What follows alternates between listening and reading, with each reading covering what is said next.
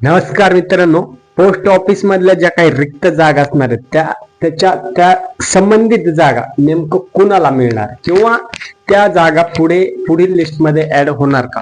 आता लक्षात घ्या, पोस्ट ऑफिस मध्ये खूप सारे विद्यार्थी तर ज्यांचं मेरिट लिस्ट मध्ये नाव आलंय, ज्यांचं फायनल सिलेक्शन झालंय, जॉईनिंग प्रोसेस सुद्धा झालेली आहे. काही जणांनी सोडून दिलं किंवा सगळी प्रोसेस होऊन काही जणांनी जागाच त्या ठिकाणी जॉईन केल्या नाहीत. मग आता खूप साऱ्या हजारो विद्यार्थ्यांच्या मनामध्ये प्रश्न आहे की त्या ज्या रिक्त जागा आहेत ज्या जॉईन नाही केलेल्या आहेत विद्यार्थी मित्रांनी आपल्या काही, तर त्या जागा जे वेटिंग लिस्ट वरती आहेत त्यांना मिळतील की पुढील जी जीडीएस ची भरती आहे 25,000 ते 40,000च्या भरतीमध्ये त्या विद्यार्थ्यांना त्या ठिकाणी स्कोप राहील. लक्षात घ्या, स्टेप बाय स्टेप सगळ्या गोष्टी तुम्हाला सांगतो. व्हिडिओ फक्त 2 मिनिटं पहा तुम्ही. ठीक आहे.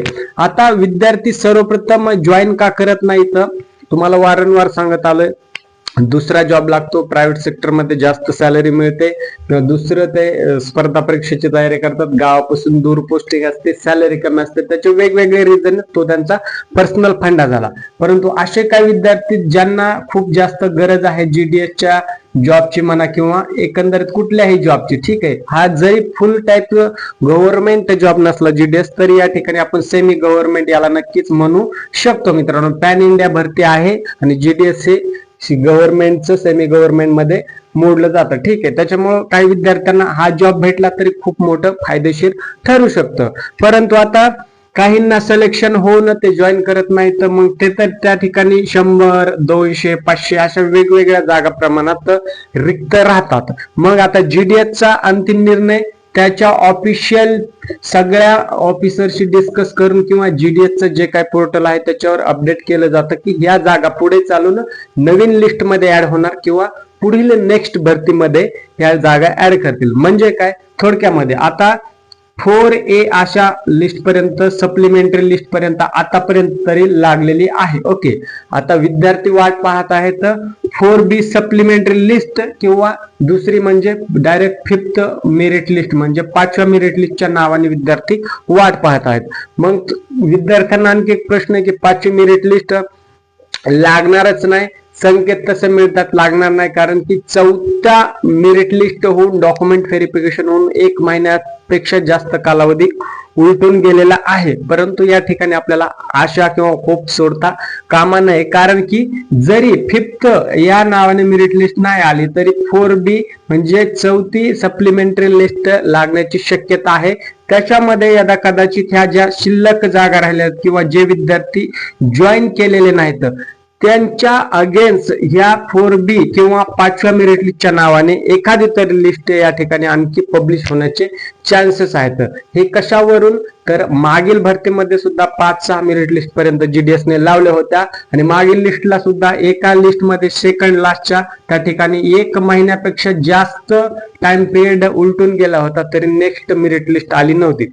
त्यावेळेस सुद्धा सेम प्रॉब्लेम असा झाला होता की पुढे लिस्ट येईल का नाही हा संभ्रम विद्यार्थ्यांना होता. त्याच्यामध्ये सुद्धा काही इच्छुक विद्यार्थी होते, त्यांचं वारंवार लिस्ट चेक करून किंवा चांगले पर्सेंटेज असून नाव आलेलं नव्हतं, त्यांना खरंच गरज होती, परंतु काही कालावधीने ती लिस्ट आली. मग त्यावेळेस अशा जीडीएसच्या भरत्यामध्ये जीडीएसने काय केलेलं आहे काही वेळेस की ज्या रिक्त जागा आहेत, जे विद्यार्थी सिलेक्ट होऊन जॉईन झाले नाहीत त्यांच्या अगेन्स्ट लगेच रिसेंट भरतीमध्येच त्या रिक्त जागांची परत मेरिट लिस्ट लावली होती. म्हणजे जे वेटिंग पिरियड वरती विद्यार्थी होते त्यांना त्याच भरतीमध्ये, सपोज कन्सिडर करा 2021-22 ची जी भरती आहे किंवा 23-24 ची जी भरती होती त्याच्यामध्ये रिक्त झालेल्या जागांमध्ये त्याच रिसेंट भरतीमध्ये ज्या काही XYZ म्हणजे 1000, 2000 किंवा 500, 100, 200 ज्या काही जागा असतील त्या जागाच्या अगेन्स्ट वेटिंग लिस्ट वरती असणाऱ्या विद्यार्थ्यांना चान्स दिलेला होता. मग प्रश्न पडतो त्या ठिकाणी कट ऑफ रेंज कमी जास्त होऊ शकतो का, ते सुद्धा मी तुम्हाला पुढे सांगतो. सुरुवातीला त्यापूर्वी या ठिकाणी दुसरा पॉईंट पाहूया. उमेदवारांनी आता काय करायचंय लक्षात घ्या. तुमचे डॉक्युमेंट व्हेरिफिकेशन साठी जे काही डॉक्युमेंट रिक्वायर्ड लागणार आहेत त्याची फाईल रेडी करायची, काही करेक्शन असेल ते करेक्शन करून घ्यायचे आहेत. दुसरं, वारंवार तुम्ही अपडेट चेक करत राहायचं आहे. तसं तर मी तुम्हाला सर्वप्रथम आपल्या चॅनलवरती सगळं अपडेट देत राहतो, लहान गोष्टीपासून मोठ्या गोष्टीपर्यंत. म्हणजे काही फायद्याची माहिती असेल तरच तुमच्यापर्यंत देत असतो आपण, कारण की चुकीची आणि वेळ खाऊ माहिती अजिबात देणं आपल्याला सुद्धा आवडत नाही मित्रांनो, कारण हे फ्रस्ट्रेशनचं काम आहे. खूप जण वेटिंग वरती आहेत आणि ज्यांना नकोय त्यांचं सिलेक्शन झालं आणि त्यांनी जॉईन केलं नाही. बघा आता पुढे काय करायचं तुम्हीच सांगा. ज्यांना ज्याची गरज आहे ते वेळेवर कधीच मिळत नसतो, हा निसर्गाचा नियम आहे. वेळ निघून गेल्याच्या नंतर त्या गोष्टीला कुठलंही मूल्य राहत नाही.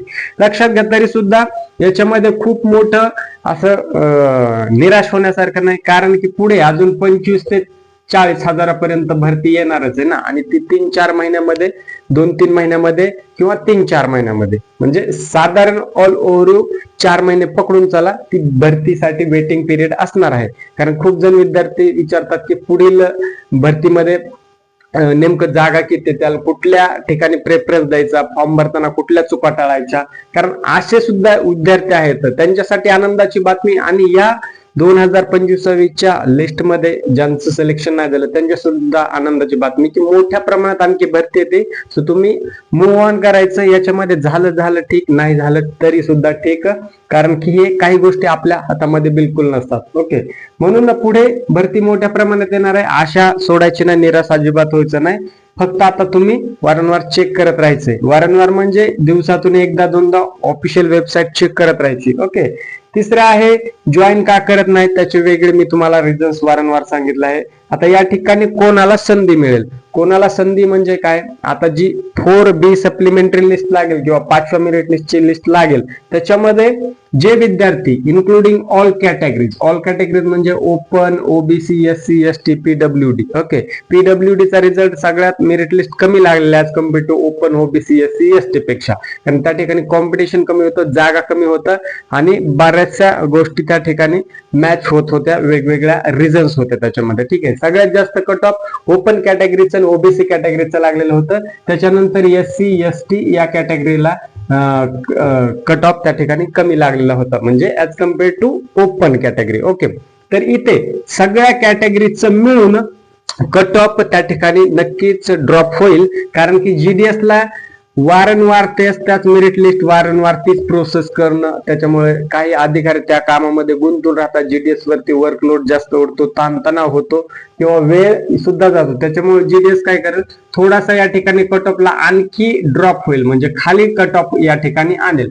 मग कट ऑफ कोणाचा खाली आणि नेमकं येईल किती, आता कन्सिडर करा. तुम्ही ओपन कॅटेगरी मधले स्टुडंट आहात किंवा सगळ्या कॅटेगरीत सांगतो. फॉर एक्झाम्पल ओपन 94 ला त्या ठिकाणी चौथी सप्लिमेंटरी लिस्ट क्लोज झाली होती. एक टेंटेटिव्ह सांगत आहे, 94 ला असेल, 92 ला असेल, 91 ला, तो एकदा चेक करून तुम्हाला कन्फर्म सांगतो. मिड रेंज 94 या ठिकाणी.